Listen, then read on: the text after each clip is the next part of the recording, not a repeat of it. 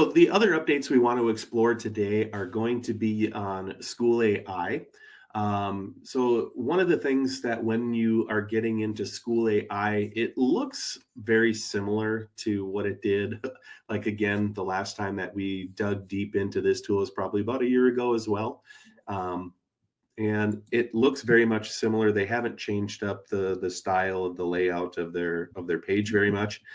They've moved a few things around and added this new community part where if you go into community and you belong to School AI, it will bring you to a place where you can find a space to be able to share what you're doing with other educators, as well as to learn from other educators as well in some of the discussion forums that are there.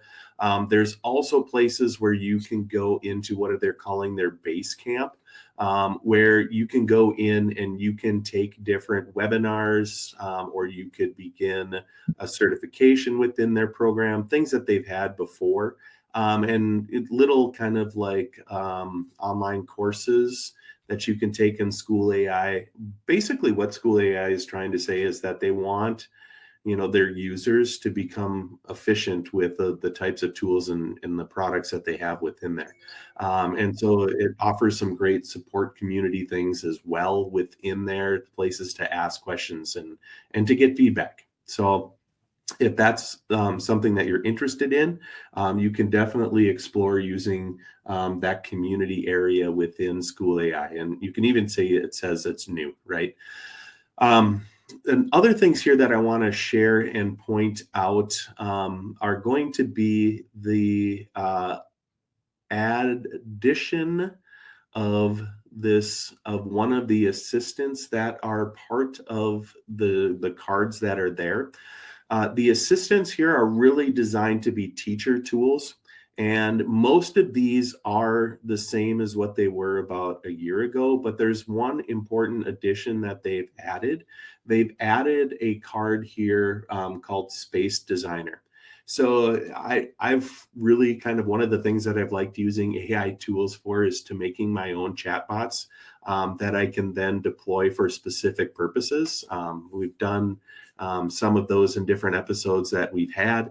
If you remember our holiday episode that we did, I had one in there that was Santa AI, where Santa is trying to modernize his gift giving campaign, and I built that in School AI using the Space Designer tool that is in here. And you open this up, and this is kind of like, remember, this is a teacher thing. You just say, I got this idea. I want Santa to modernize this gift giving campaign. And you put that in, and it helps you then design that space. So I'm just going to jump to the history of the chat that I had with that so that you could see what it is.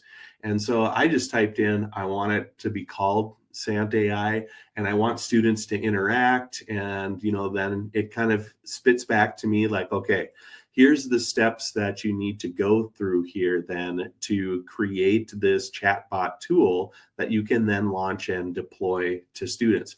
So basically, it gave me these different steps that are part of here.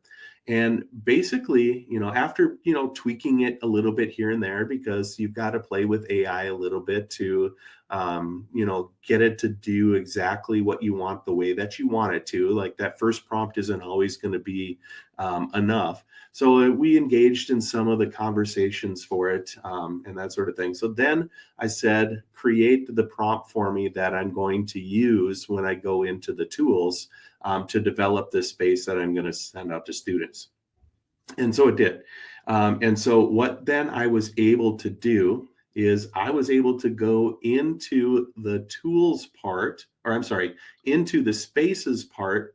And I went to create and manage my own space. Remember, the space is going to be that area that your students are going to go to, and you're going to allow students to be able to use the AI tools. Again, in that very safe, structured, secure and private spot where they can begin to practice with AI, right? Which is part of that whole AI literacy campaign. And so what I was able to do then, if I go into the edit space, you're going to see I copied and pasted from that space builder tool in the assistants and then put it into here. I had it finished generating these different fields, which gave it a cover image, as well as descriptions for anyone that is going to search for it publicly, what it's going to do, as well as then for the students. And then you're, of course, allowed to preview it before you then would launch this space to students. And this isn't a new thing here either, but if this was a space that I wanted, I could save and launch it. And of course, I could add it to a Google Classroom as an assignment if that were my LMS, or using the QR code, which also comes with a link. And so either having students, if they are on a tablet of some sort and they want to scan that QR code, that would then take them to a place. They would have to enter in a name, but it could be just a nickname, or it could be their real name, maybe just their first name, last initial, something that the teacher could identify who they are. Or they could go in, if they were, say, on a Chromebook and you just wanted to copy the link and paste that into your LMS, then again, they could access these tools without having to formally log in.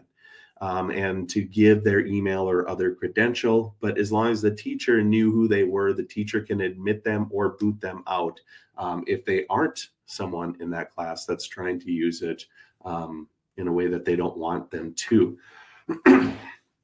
So I think that's a really cool new feature that's been added, is the Space Designer, which really then allows teachers to kind of use their own ideas and creativities, because and you know what, they know their students best, and they know what's going to work in their classes best, because they're the practitioner, they're the human intelligence in that room, which is going to be so much more important than just you relying on AI the way that it is.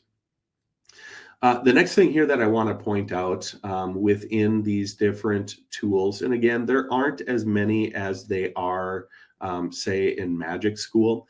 But I think many of them can do multiple different things. Maybe they're not as specific, get drilled down to one thing like you would find in Magic School.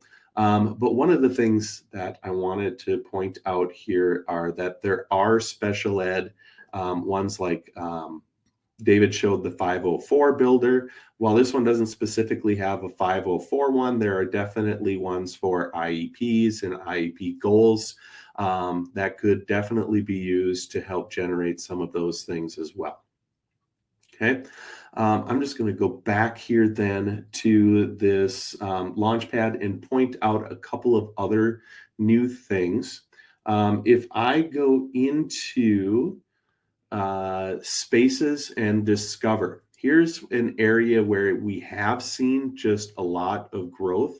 Is wow, that's gone up. The last time I think I looked at this, they weren't at 100,000 different spaces that have been created by teachers for teachers. So you can see that there's literally over 100,000 spaces that, if you don't want to start at ground zero, if you have an idea for something that you would like to do and want to see if someone else has already created something that you just might be able to take as is, or to take and then customize, is a great way to do that. I recently participated in a career exploration for students. And so I'm like, well, I want to show off some AI. And I'm like, let kids interact a little bit with AI and their career explorations. And it did happen to be eighth graders.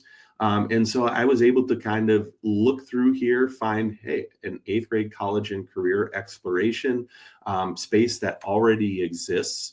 And then just to see what it's about. And if I want to, I can totally remix it. I can go through and I can give it more instructions, more details, and I can edit it the way that I want it, if it's going to be specific to the students that I'm going to be working with.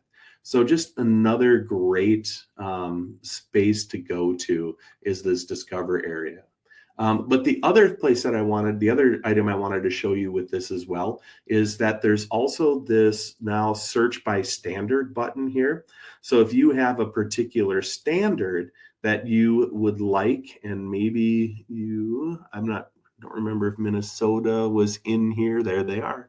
I can go and choose Minnesota. I can choose a grade level, and I can choose even a subject area that I'm working with, and even drill down to particular strands of things that I want. And then, it comes with them all selected, but you can also deselect them, show the results, and it's going to try to match spaces for me that have already been created by others that I can now take and adapt and make my own to be able to use. So I think just, boy, another great thing that has been added that wasn't there a year ago, right? And I think, one, we've just seen so many advances in AI in general. But I really do think that School AI, as well as Magic School, have really done a good job of keeping up with the changes that have been made and making things more efficient, making things more practical, and even better for teachers to be able to use.